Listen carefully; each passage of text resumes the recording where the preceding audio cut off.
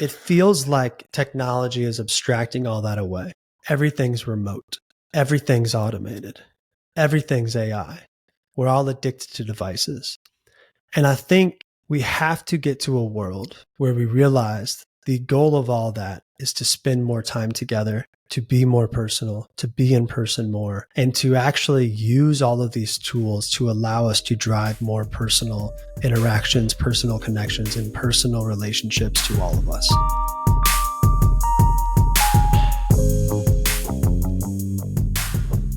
Hi, I'm Boaz, and I'm the CEO and founder of Simply Augmented, and I'm the host of the Shift AI podcast. I'm super excited that you're here. Shift is a show that explores AI and ML and the changing workplace in the digital age. I'm so thrilled about our guest today. Today's guest is Shane Mack. Shane is one of my favorite people. He's an amazing entrepreneur, and I'm really excited to talk to him today. If you're someone interested in AI, messaging, startup culture, you're going to love this episode. It's really great to have Shane on the podcast. I can't wait to talk to him. Let's get to it. All right, Shane, welcome to the Shift AI podcast. Thanks for joining today. Thanks for having me, man. It's great to be here. Yeah, I'm really excited to talk with you. So, I want to start a little bit and cover just some of your past. The way that I like to do it on the show is I'll read it to you based on what I know, and then you can correct me and we can fill in the blanks. Does that sound good? Sounds good. There's probably a lot to correct. So after getting out of university, you moved to Seattle and you started working at Gist. And after Gist, moved to San Francisco to work on a project called Zarly. And from Zarly, after that experience, you moved on to doing your own project, Assist, which was sold and merged with another company and then acquired. And then more recently, you've gotten involved in your newest project as founder, which is XMTP, that was funded, venture-backed company in the blockchain space. And you guys are going full bore right now on that project. Is there anything that I missed work-wise along the way? I would say the one thing that I co-founded while I was at Assist was actually Squared Away. Oh, yeah, Squared Away. Can you talk a little bit about that? Yeah, so Squared Away is a platform to hire military spouses as executive assistants or personal assistants.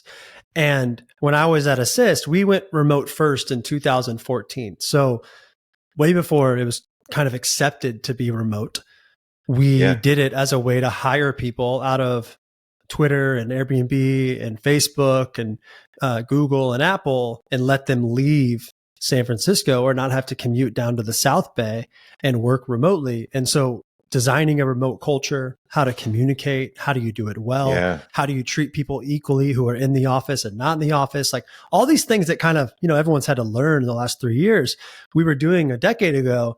And when I started to realize that when you have people who are in an office, but also half the company's not in an office, there's so many more things you have to think about around equality and fairness and perks. And if everyone has free lunch in the office, but the people at home don't, well, how do you start to think about what your benefits are and what your kind of beliefs are around treating everyone fairly, everyone who works here getting the same benefits. And so we started thinking about perks and benefits and culture from an individual, it has to work for everyone level, not an office level. And that was a big shift. And at the time, this idea I had was, what if we gave everyone a personal assistant that was virtual instead of free lunch at the office? And even the people at the office were like, yeah, that'd be awesome. And so free lunch was actually really expensive. Twitter, Facebook, everyone else had it. So, we were a startup. I wasn't going to have a better lunch than Michael Mina restaurant in the Twitter headquarters. But everyone thought that a personal assistant would be higher value to them. And so I was like, interesting. Yeah. So I called Michelle, who was my assistant at the time, actually. And I found her on this platform called Zirtual, which is a virtual assistant platform. And what's interesting is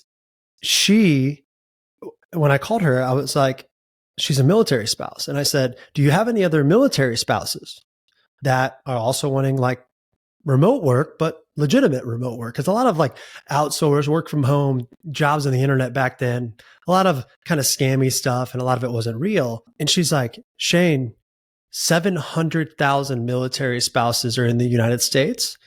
300,000 are unemployed. It's the highest class of unemployment in the United States at 30%. And I was like, holy shit. And she's like, what if we could really just employ all these military spouses? So I wrote an article called Let's Get Real About Perks in 2015, I think. And I kind of took a stab at free lunch and bean bags and skee ball machines and ping pong tables and kind of startup culture, and thinking about how do you make people more productive? How do we make a culture that is actually not about everyone staying at the office till 10 p.m. It's actually about getting great work done and going home, having a life, being more of a mature startup, not like you feel bad if you leave and the CEO is sitting there till 8 o'clock in the startup office, kind of like with everybody. And so I just really started to try to think about that. And I called her. I said, hey, I want to give everyone a personal assistant, one assistant for every 5 employees. Do you have some people? And she's like, yeah. And so I wrote this article. We did it. Everyone loved it. What's interesting is everyone started emailing me. And all these founders and these VCs, top VC firms are like, who do you use for that military assistant service? And the truth was we didn't have a company. It was just Michelle. And I called Michelle. I was at South by Southwest. And I had a few cocktails at the Four Seasons. And I remember walking out and I called her and I was like, hey, we should start a company. I'll be your co-founder. You should be CEO. I'll help you. I'll bring us all, I'll think about the customers we can bring. We'll think about the service. We'll think about the military spouses, the mission. I think there's a big opportunity here. And long story short, that was kind of this little side thing that I started with Michelle. And she's really went on to kind of turn it into a real company. And last week, we're actually published in the main story of the Inc. 5000. It's the number 297 fastest growing company in the United States. That's amazing. That is so cool. If you have, here's the article. And then that shows is awesome. Revenue grew 1,908% in the past 3 years. Oh my God. That's amazing. So yeah, it's been a cool story. There's over 350 employees now, thousands of customers, a lot of venture, a lot of tech companies, et cetera. But I think one of those it came out of actually trying to do something unique for better culture and better work for the startup I was running. So it's cool. I can tell you, story. I would take an assistant and bring my brown bag lunch to work in exchange for an assistant all day long. That sounds great. Yeah, it's really affordable too. I mean, it starts at $500 a month. You can get an assistant for the first level plan and go up from there if you need it. You know, the other thing I forgot to mention in that lead up where I was laying things out is when we first met, actually TA McCann, who you worked with at Gist, connected us because I was doing a video show where I would bring a bunch of people together and we would ask questions and talk with each other about technology. And he brought me to your attention because you were doing Ask. And I've always really been inspired about what you did back then. Can you explain Ask to the audience? I mean, Ask was just a podcast where I tried to ask questions most people don't ask. And it's funny because I started it before podcast or video, and it felt really creepy at the time. It was 2008. I was sitting in my basement in Seattle, and I had eCam recorder on Skype and people's Skype handles. And I would record the Skype calls and I'd publish the videos on YouTube, and they were side by side Skype calls. And people were like, this looks so weird. And it's funny. It's literally the entire content paradigm of how all interviews now happen. That's hilarious. But back then it was like, people were like, what's this eCam recorder? And can you record a Skype call? How does this even work? And I remember buying this little Mac plugin for $20. And Ask for me, I would just been really, my whole life, really insanely curious and try to understand what I don't know, try to ask questions about my bias, try to see things that I actually otherwise can't see unless I look at things differently. How do I connect dots that actually are disconnected, but really actually that's the art of innovation, and connecting disconnected ideas is what leads to new ideas. And so I've always just been kind of inspired by that. And so what's interesting is I just, one out of really being so passionate about the internet and the ability to just reach anybody, because it was right when Twitter was happening, right when Facebook was happening. I just left college and I was like, I can just message any of these people on Twitter and they'll say yes. And I think it's actually how I got to TA. It's how I met my co-founder, Robert Stevens, who's the founder of Geek Squad and the CTO of Best Buy. Was I sent him a tweet and said, hey, you want to do an interview on Ask? And all of these relationships came out of having these conversations and recording them. 15 years later, I'm like, oh, it's a podcast and you can listen to all the episodes. And I've done hundreds of podcasts over the last 15 years. And I turned it into a dinner series where I would bring a moderator and I would have 8 people plus a moderator. And we would do really beautiful dinners, black and white attire, no phones allowed. This is kind of before, now it's like people are like, turn off your phones, whatever. But this is 2010, 11. I was like, no phones. all private. Let's have conversations about things that are really hard to talk about. Let's ask questions about things that we're really afraid to ask and explore topics that were kind of nervous or interesting to talk about. I'll never forget one dinner, the former head of the Navy submarine was at dinner, and the moderator and I were chatting, and I kind of like prepped the person to be like, are you open to doing something a little more like really vulnerable? And we said, how did it feel in the Navy to think about making a decision that might kill someone? He told this incredible story about leadership, and that there was only one decision as he tried to turn his entire submarine into giving away control, turning more leaders into leaders, leaders turn others into leaders.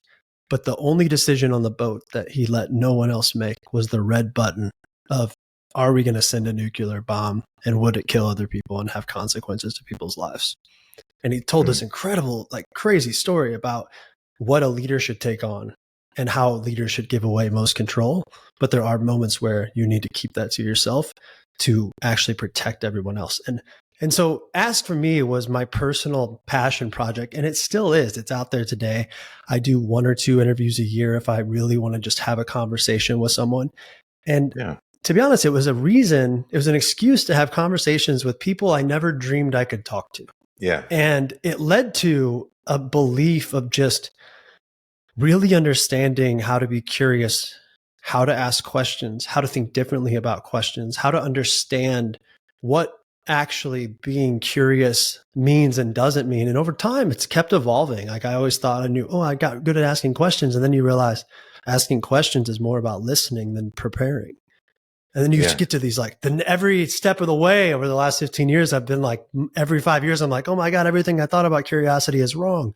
And so it just keeps evolving. And for me, it's a life belief to just make the world a more curious place. But let's talk more about that, because I always think about you as someone that always knows what's happening with tools, what's kind of the most current stuff. I kind of look to you for that. But then, lately I've also thought about you as a much more humble person when it comes to culture, when it just comes to doing business. Now you in Nashville now compared to you in San Francisco, to me, are 2 different people. So when we talk about curiosity, can you talk a little bit about how you have evolved over time as a leader, knows a lot about the internet, but it's kind of really wanting to be more curious as you get older? I think it's kind of a lifelong mission to always be kind of learning, being more self-aware, and recreating yourself. So it's a cool evolution, and I totally feel different. So I agree with you there. I think a lot of things have happened. A lot of the intense confidence for me comes from deep insecurity and the mask of trying to really pound your chest and run around when everyone else around you, when I was in San Francisco, felt like I was incompetent. I felt very God, everyone here is building $1 billion company. I'm definitely not. Everyone here is, really built big things and done all these stuffs. And even though I was CEO at a young age, I felt very, very incompetent. And to be honest, I was. But what's different is now I'm able to say out loud, I'm really curious and focused on what I don't know and how to be open about that and vulnerable about that and know what I'm really good at. I think that's how you're able to actually be able to say, I'm really good at this. I really love doing this. This is what I really feel like I was driven to do. And I'm not really good at this. And I'm not really good at this. And I really need help. And the ability to ask for help, the ability to say, I don't know about that kind of stuff, I think is something that I probably wasn't able to do because I was driven by such deep imposter syndrome and insecurity while running around San Francisco because I was in a role. I think when you're in these roles where at 25, you have a CEO title and you're broke, it's and you haven't really built it and it's not really working. And to be honest, startups feel like they're never really working. It always feels like you're kind of just underwater and struggling. And the ability to not be honest and self-aware about that in the time, because I hadn't had the experience, you're kind of just overcompensating and over flexing the confidence to try to mask a much deeper insecurity. And for me, that was a huge, huge void. And then you fuel that with alcohol, fuel that with manic persistence and really overworking and becoming really unhealthy. Yeah. I mean, it's just like a all bad poisonous formula that just fuels its own anxiety itself. And it's just this never ending loop And I think at default, a lot of entrepreneurs are just deeply insecure. And that actually drives a lot of the motivation that ends up being the thing that drives the success. But a lot of times at the expense of our own health and actually providing a better workspace, being more clear, being more aware of your decisions and making better decisions, actually, I've found comes from the ability to pause, comes from the ability to ask hard questions. What is irreversible? What is my role in this? And every time I make a decision, I'm taking away the autonomy and the permission for someone on the team to. And so I should make the least amount of decisions. I should make less decisions every day. If I'm not, then I'm actually, one, if I make the decision, nothing scales. And two is I'm taking away the opportunity for someone else to actually, who is probably has more information and is more competent to make that decision. And that's a thing that I don't want to do for the company and organization. And I also think, I got sober, over 2 years ago. And I think when you say Nashville Shane, I think you mean Nashville Shane, who has been sober and now back building a company. And I do think it's a different person. I think being in recovery, being sober, practicing mindfulness, being more aware, and really understanding how to have more control over my emotional state and be more honest with myself is a journey that I'm just now on. And I feel like a completely different human than when I was before. Yeah, that's amazing. Thanks for sharing that. I think it does make a big difference. And there's a lot of founders out there that are listening that are struggling with their businesses and also struggling with their personal stuff. And it's real. Do you? And it really is like I've learned, whether it's work or life, I think the secret of it all is the ability to say out loud to someone else something you're really, really scared to say is the thing that starts relieving the pain and the feeling and the insecurity and the doubt. And the more you do it, the easier it becomes and the better your life gets and the more at peace you feel. And the more you do it, the more you realize there's so much that you actually couldn't even see was causing you so much pain until you start actually doing it to get more even awareness to understand, holy shit, I ignored that so much that I couldn't tell anyone a year ago because there's no way I would have been that honest with myself to say it. And I think that's the coolest shit that starts to happen. It can sound kind of foo-foo and whatever, but I will say for me personally, like it's brought so much joy and peace to my life to do the work. And it's saying things out loud that you weren't able to say yesterday. Yeah, that's cool. That's really cool. Did you have role models growing up, parents that talked about that kind of stuff, talked about business, talked about work, the challenges around it? What did your parents do for a living? I have amazing parents. They're awesome. But my mom and dad were not really talked about work and entrepreneurship and this kind of stuff, like recovery type stuff at all. I grew up in a tiny town. My mom worked at the same company for 44 years, which was a chemical plant in town named Lonza. My dad was a steam fitter, so he was like, go to the trades. But my dad's values were awesome, like work really hard, do what you say you're going to do. He used to say, all you have is your word. And he's the most like disciplined person ever. I mean, our lawn, we mowed 4 days a week. We won lawn of the year. It was green as you could ever imagine. It was Scott's lawn video photos. And like, if I didn't cut it at the right 1/4 inch metric, he'd make me remow it. And it was like an insane discipline, like to the point where like my only reason to work in life is to not mow. Like that's how much trauma it caused me. But he's like incredibly detailed and like just cares so much about those types of things. My mother was just like the most welcoming, always wanted to take care of everyone, etc. But we never had any tools. Therapy was a terrible word. Self-awareness was a thing. Anxiety, I thought for my whole life, like who the fuck are these people with anxiety? It turns out I have like the most fucking high, crazy anxiety in the world. I'm like grinding my teeth. Yeah. I'm like, and I like the word even, I grew up in such a little town that like all those words to me were so stigmatized that I could never imagine people with it. And I'm like, oh, I'm like, I am it. I'm like operating at anxiety function 13 out of 10.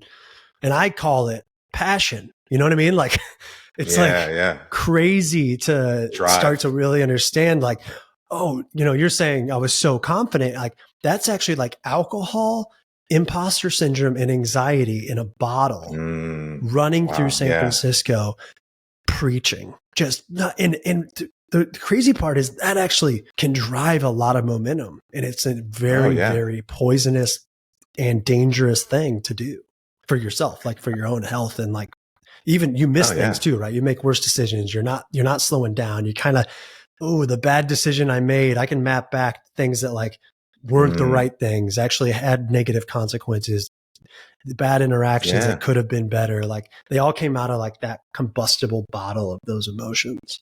So my parents, awesome, but I didn't have it. I had no frameworks and at all. Yeah, sometimes that bottle of energy is not great for business either. I know you've had some great outcomes and you've had some not so great outcomes, and you probably look back on that and think, I had a lot of energy and drive, but sometimes it's not being pointed in the right direction. I appreciate that. Totally. And you end up sending the message you shouldn't have sent. I'm working on an article for David Marquet, who's the Navy captain's new book. And my article is called How Expensive is a Pause? And it's about the moments when you think you should send the text message or the email. And actually, anytime you really feel like you should send the text message or the email, you should not send it.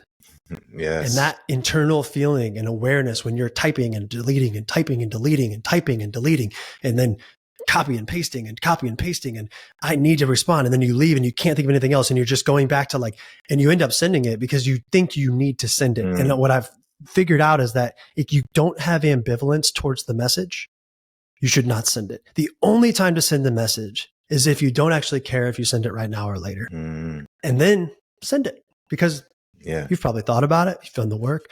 But that other emotion, and there's science around this where it triggers a blocker in the brain, and you actually can't think with the front cortex of your brain and think with decision-making. It blacks out. And you're just responding to this actual trigger, an emotion that is a response mechanism to like threatening. And you're just trying to prove yourself back. And that's when all the bad decisions are made. And like, I can map all of my bad decisions to that thing. And then, it's like crazy how powerful it is. But the thing you can do is the self-regulation to actually restrict yourself, know you're in that state, be aware of that state, and start to really think about how to give yourself the time, the people around you, the support system, the other conversations to not react in a state where you're blind to actually the real implications at hand. Yeah, I could have used that article many, many times in the last 12 to 18 months. You and me both. When you first started XMTP, and we'll talk more about it in detail in a second, but one of the things that you posted on LinkedIn, I think you posted it in Twitter as well at the time, but it was a blog post about culture. And the blog post, you probably remember this, but I saw it and I was like, wow, you were talking about things like, hey, we're going to get you set up with a light and a camera, and so you can have great video calls. We're going to do different things around assistance in the company that nobody else is doing. There were like several things that you had mentioned in that blog post about culture and about getting your employees set up. It was very employee first, very remote first. And I want to talk a little bit about that because as much as this show is about AI and about the future of work and about all these things that are changing, it's also about the way that we communicate now with each other that's oftentimes not in person. And I really, that blog post struck me because it was really thinking about that and thinking about employees first. Can you kind of tell that story about that blog?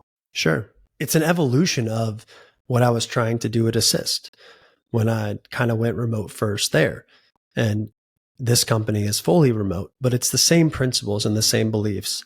And it goes back to the thing my old co-founder, Robert, told me. And he's kind of like my Yoda. He's so influential in my life. He's one of my best friends. And, we're sitting there and everyone's talking, what should our perks be? What should benefits be? And he said, Shane, it's not your job in life to make everyone happy.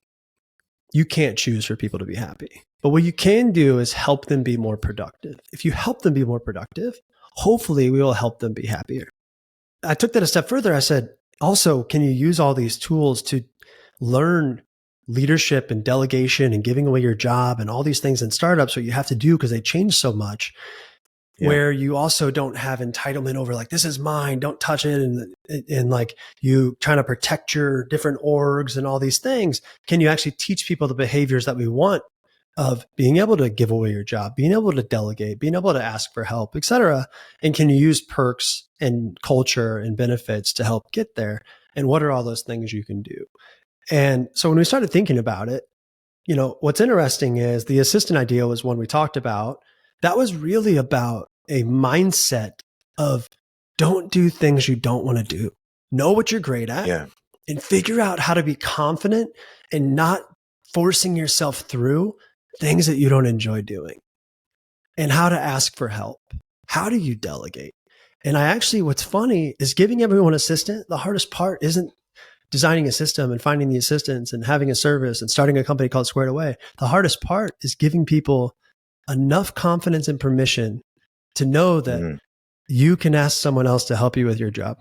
People are so bad, all of us, at asking for someone to help because you think I'm hired to do work. And so helping people understand, even with AI now and all these things, we do the same thing with that. We just put out a plan where everyone internally, I share when I use ChatGPT because I watch people be scared to actually talk about, hey, is it cool that I use this to write this? It's not that the tool for ChatGPT can't edit and help you think through things and give you ideas. And there's many use cases it's amazing for. There's many it's not good for. It's that people actually having permission to tell people that they used it is the insecurity.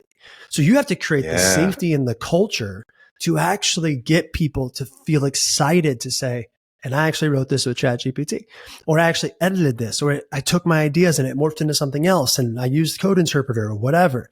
So all of these came back to how do you have the most employee-centric company in the world? And how do you do things to make people more productive, to actually change behavior and mindset so that they get to do more of what they want to do in life? And so all of our perks are designed around that. And then can you give people the individual choice to also do things that make them better at whoever they want to be? So we don't just do assistant. We just launched torch.io. So everyone in the company can have a coach. And then everyone can have a coach for their career, get career coaching, have a one-on-one coach. Like that's an amazing thing. And then it also comes down to how you think about things you're doing that are employee first. And so one of those, we got rid of the cliff because the vesting, everyone's like, oh, you need a 1-year cliff. If they don't stay for a year, they don't get any shares. And I just try to rethink everything through an employee-centric lens. And I was like, why? If you came here and did 7 months of work and you were a really valuable 7 months and you wanted to go start your own company and go do something else, that's amazing. You should go do that. Yeah. And we should give you the value of the 7 months of work you did. So we redid it with our lawyers. It's funny too, because these systems in like venture and equity and stuff just get created and people just kind of do them forever. And I'd ask our lawyers, I said, hey, I want to get rid of the 1-year cliff. Oh, well, that's really risky. I said, why is it really risky? Well, what if someone leaves after 7 months? I said, okay, but also if someone stayed for 7 months and did a lot of great work, but if they didn't really like it or they wanted to go do their own thing, but they were like, oh, I should stay for 5 more months to just get my equity. Is that good for either? Like, I don't want them to stay for 5 months if they don't want to be here and they just want to stay to get the equity. But if they only stay because they actually would love the 7 months, but they don't want to lose all the equity, it feels like a win-win. And I'll tell you, 2 years later, after that decision, where everyone was like, I don't really know if you should do that. It feels like a crazy thing. And I think it's the best decision we made. And it's not about a crazy thing that's hard to do. It's just these like philosophies get made up of like why it, is the way it is. But it's not about the tactic. It's the intention for the employee.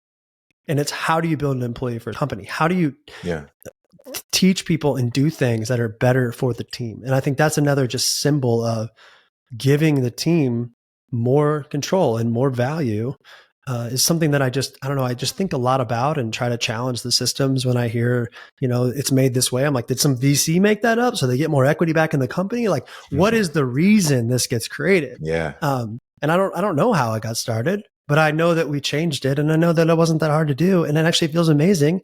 We've had people leave within a year, not a lot, or we've had to part ways with someone. I actually feel great that they get equity. It's like our decision to let you go, then you should get the equity, even if you didn't stay for a year. And so there's just a lot of stuff like that. And that's kind of, I think, a ton about innovation around making it a better place to work, making people more productive, and making it a more mature startup where the behaviors and values of how we want people to behave are actually baked into the things that make their life better too. The superpower behavior, thinking about your employees in that way.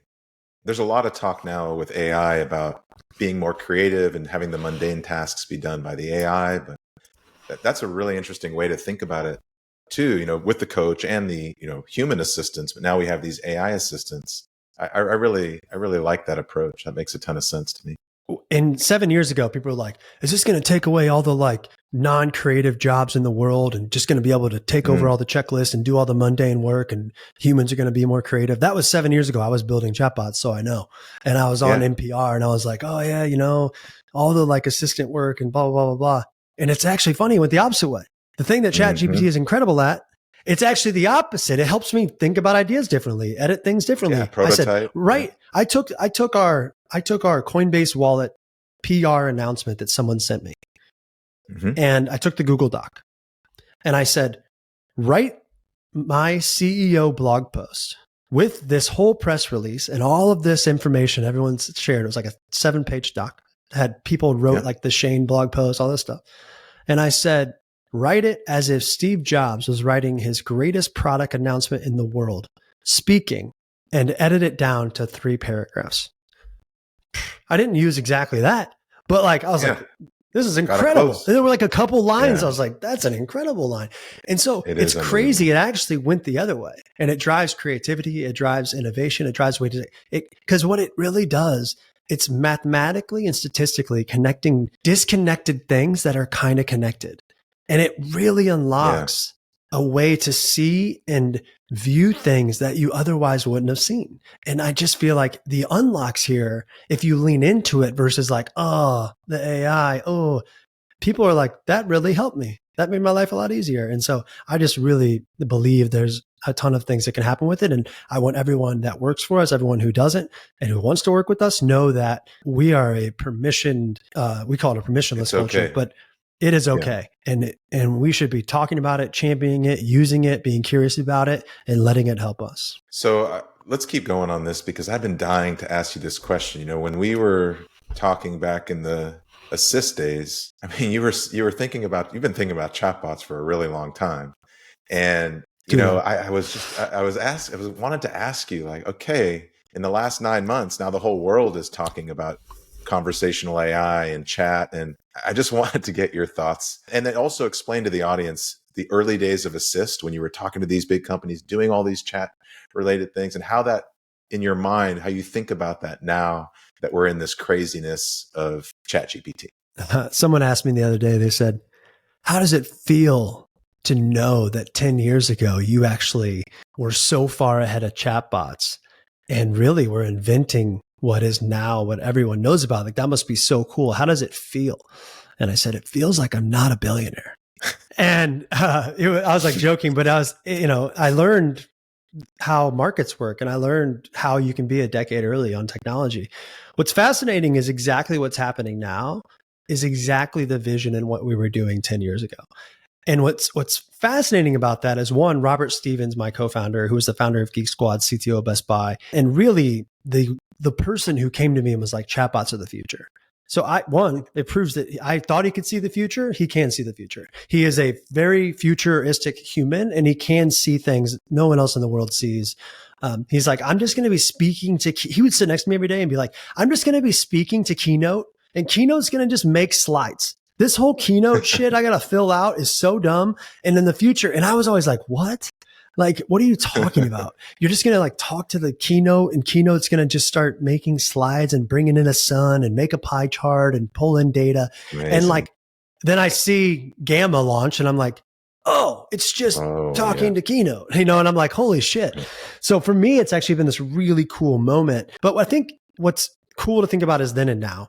Then messaging was the interface. Chat was the interface, which is why everyone got excited about chatbots. A persistent state of a conversation was the perfect interface for chatbots. And ChatGPT, I think, nailed that and proved that. What we didn't have was LLMs, right? Google publishes the first thing around 2017. They have an LLM, can start to actually make sense, use this big data. They have the computational power, and the amount of energy it takes to use LLMs to do word to vex models, which is like, I don't know if you know how all of this works, but the further the distance from the word you're at, every single word is exponential computing power. So if you want to know the seventh word to come after the word the seventh word is exponentially harder than the second, because it could be the cat, the bird, the walk, the dog. But the dog went on a walk to, what's the next word? That's an infinite variable system, right? Now go do that for, they're able to write stories now, like it's so that's amazing. Computationally hard. So that didn't exist. And so we were doing is our innovation was the ability to handle error states. So the reason we got a lot of traction and it actually worked was we weren't just doing tree flows. We weren't just doing if this, then that bots. We would do if this, then that, but it fails over, keep the context. That context then can be used. Actually, I want to go to New York. Okay, that's a city. Update the city from Chicago to New York. Now go to the next step. And you could navigate flows in any direction. So more like a circle than a line.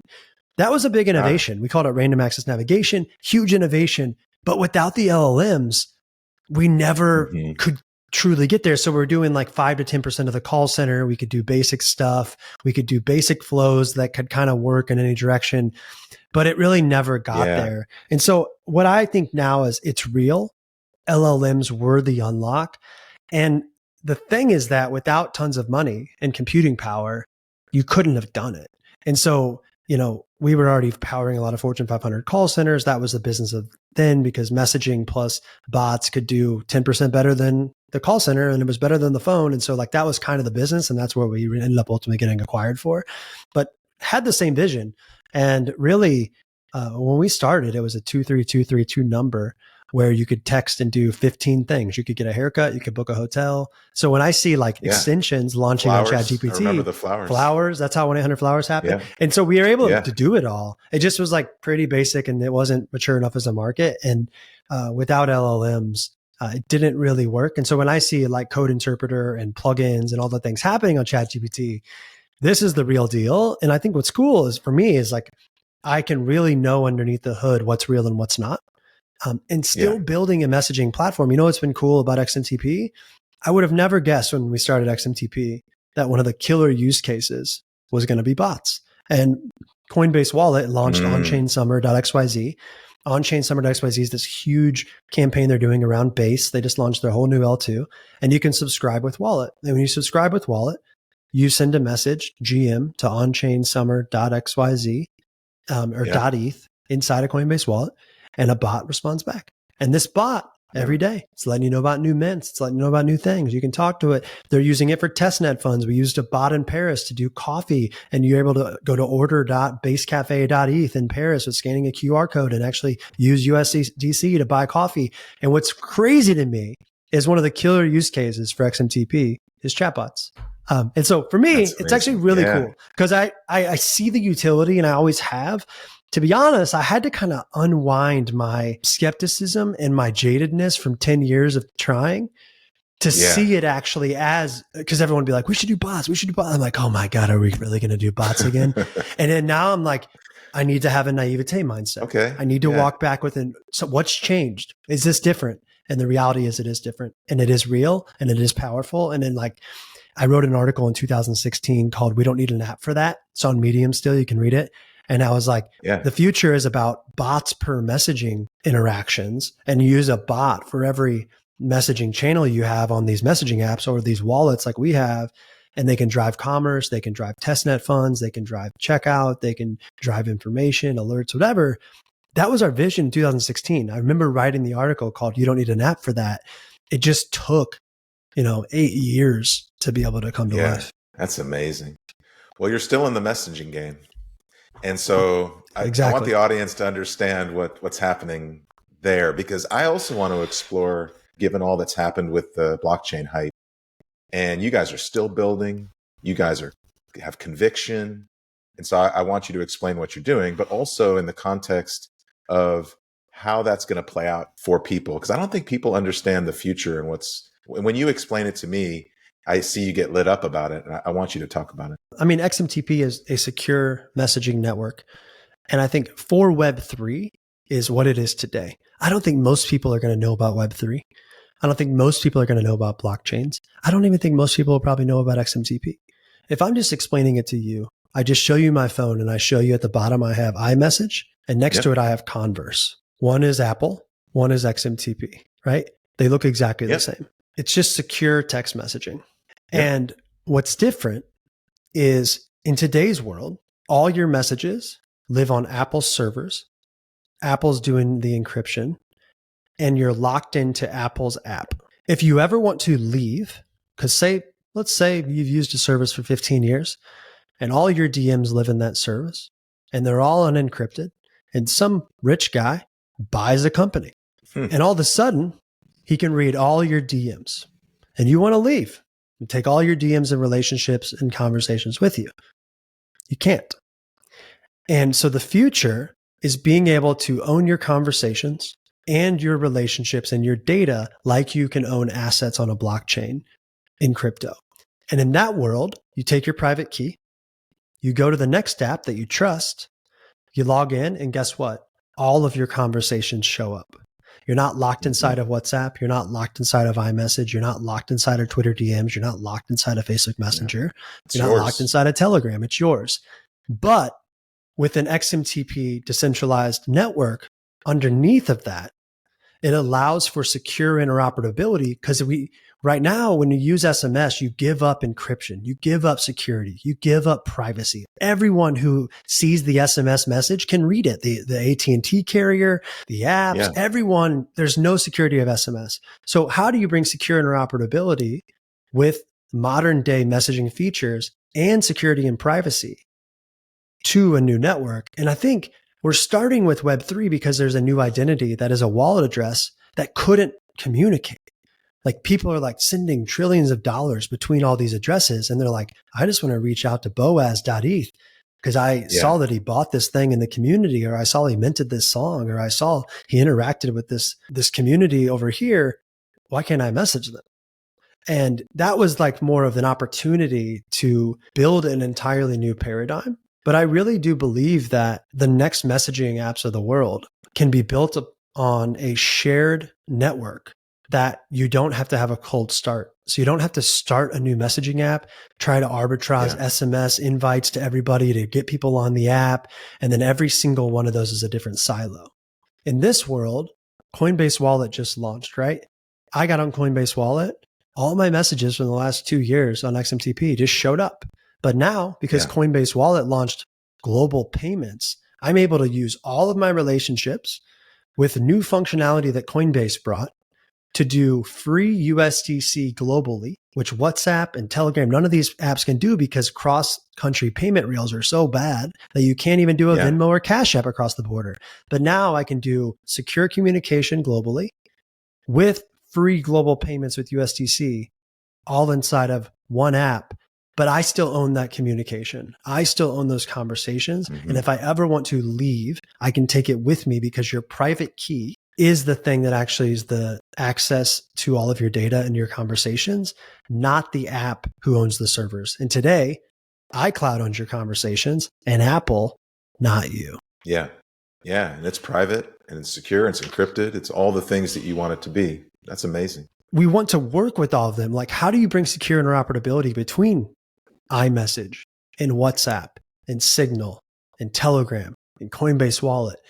And I think what's interesting is the opportunity in the future is to bring a secure interoperable layer, much like they use SMS to make sure phone numbers can communicate between an Android and an iPhone.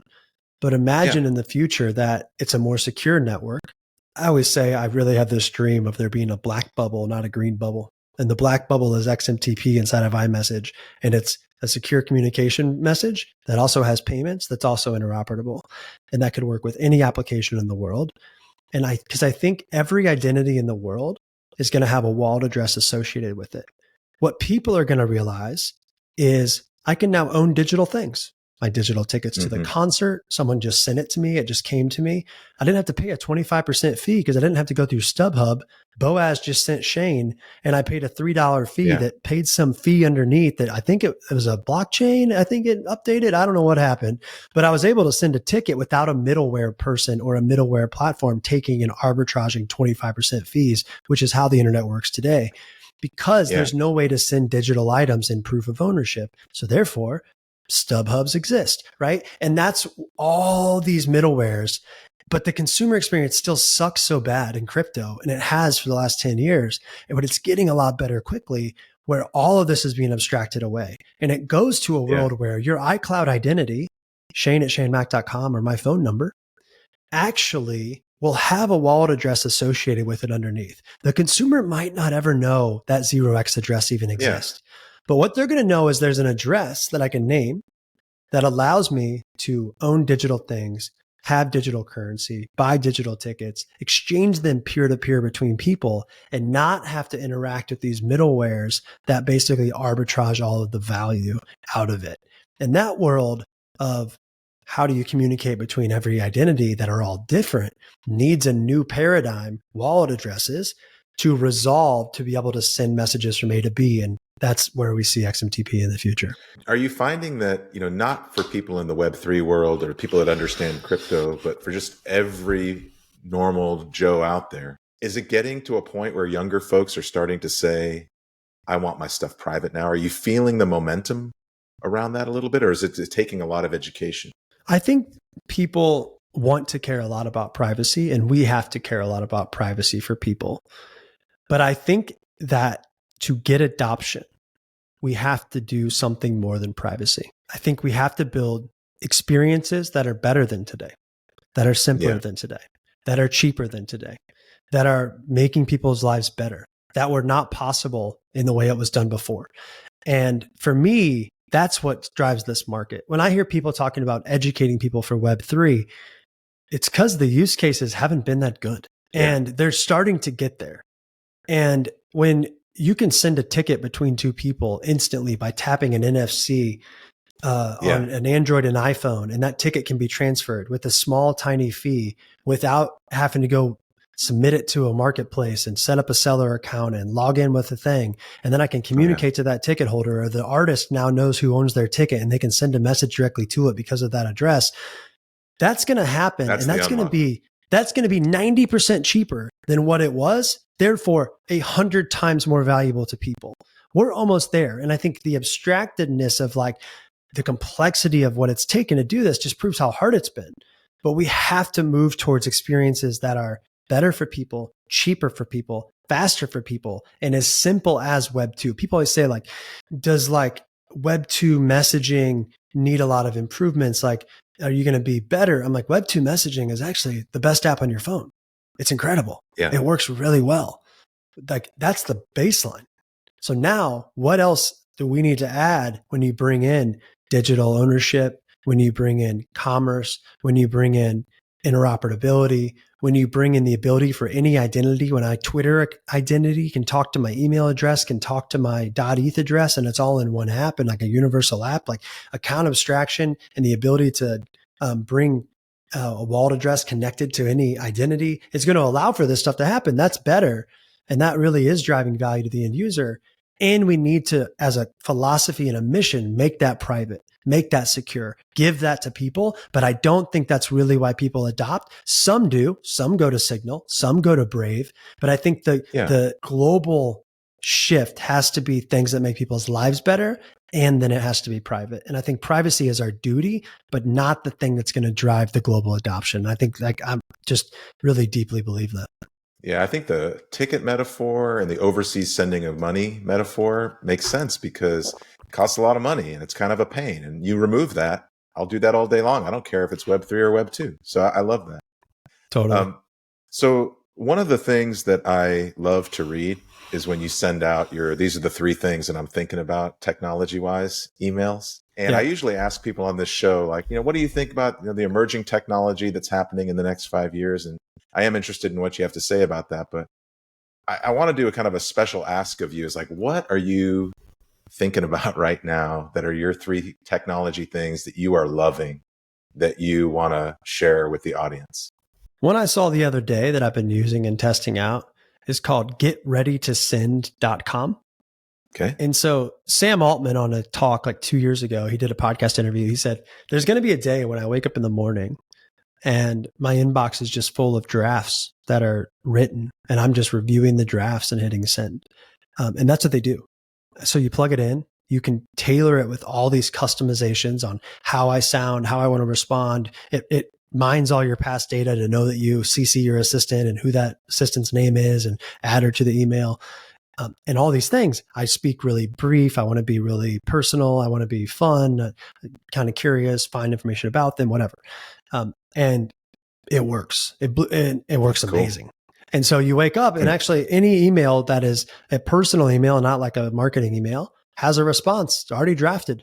It mirrors what it heard. It asks questions. It knows the default response. It knows how to add your assistant if they're looking for a schedule.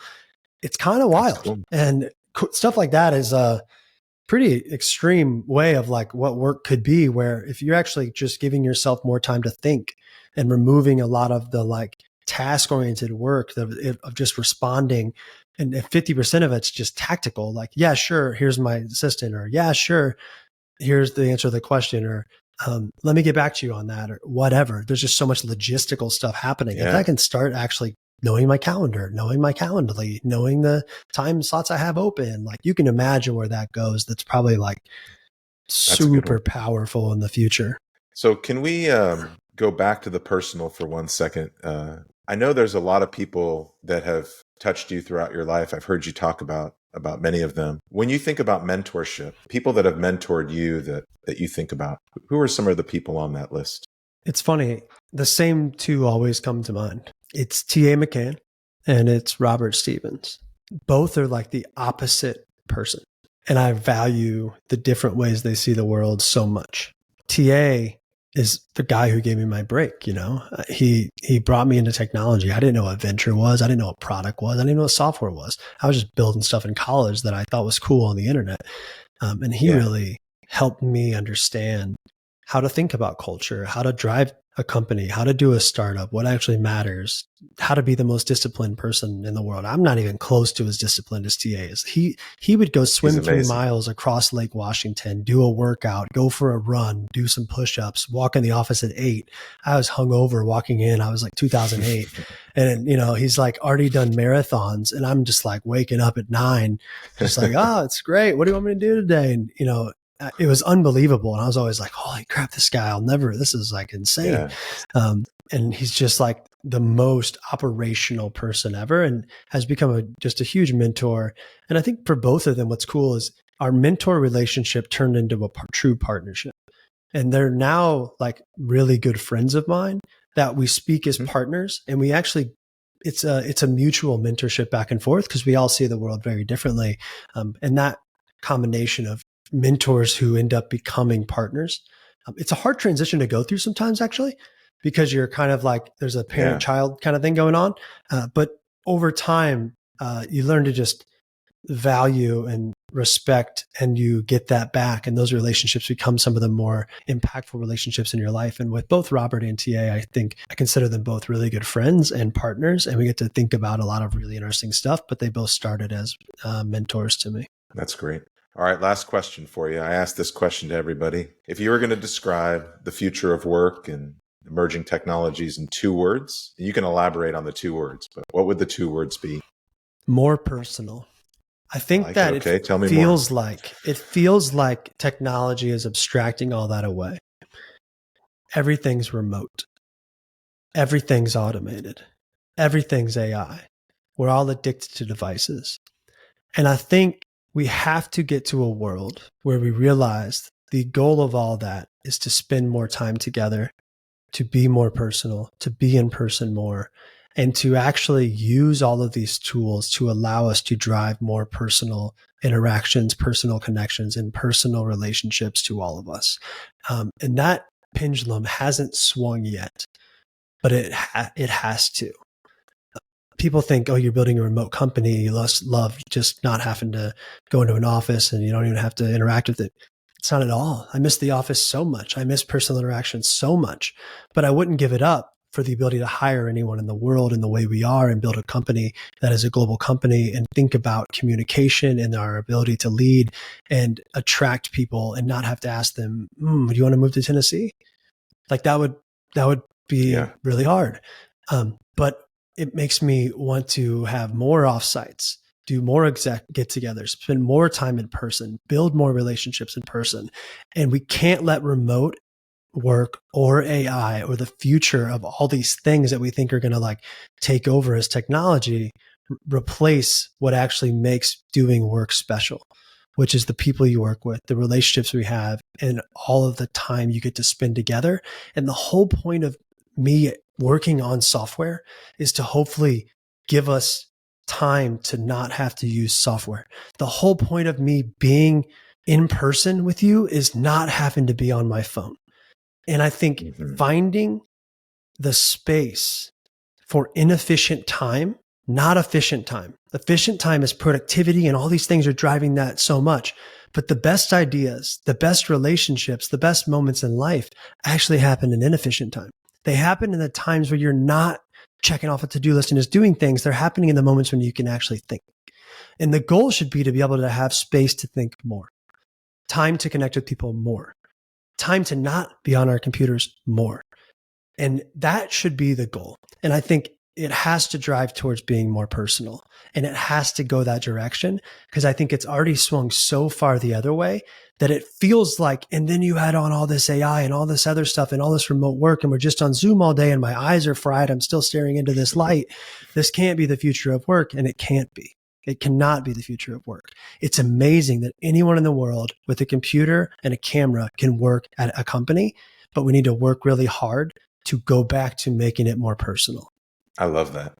Work for so much of us is personal. And I really appreciate that. Shane, I've really looked up to you over the years, and I look to you for advice and for understanding what's next. And so I really appreciate you being on the show. I really do appreciate you. Thank you. Hey, I've always appreciated your just calm and just intentional demeanor. So I really appreciate the relationship we have, and there's nothing I can do to help, please let me know. But I had a blast today. Thank you very much for having me. Thanks, Shane.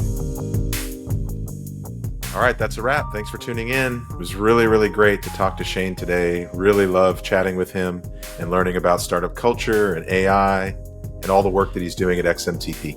If you want to learn more about Shane, make sure to follow him on LinkedIn, follow him on Twitter, and keep track of all his posts and activities online. I really, really appreciate you spending time with us today. I'm really excited about future guests and what we have in store on the Shift AI podcast. Thanks for listening, and be sure to subscribe. As always, the Shift AI podcast is sponsored by Simply Augmented, and a shout out to Dave Angel for the theme music.